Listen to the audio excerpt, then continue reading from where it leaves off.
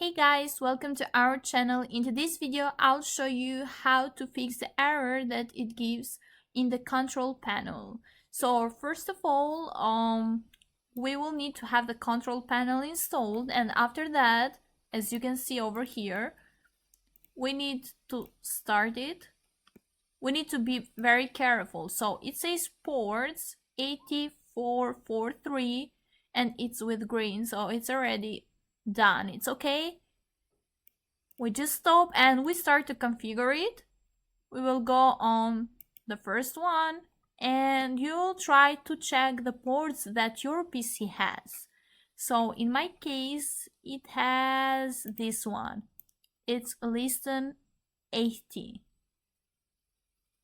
And the port is 1234, 56, 78, 80. So everything is okay.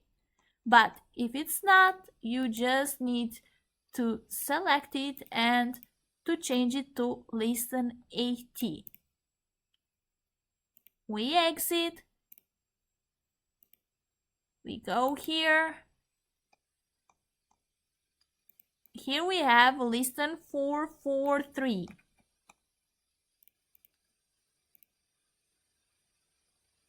So port is 443. Just make sure it's 80 and 443.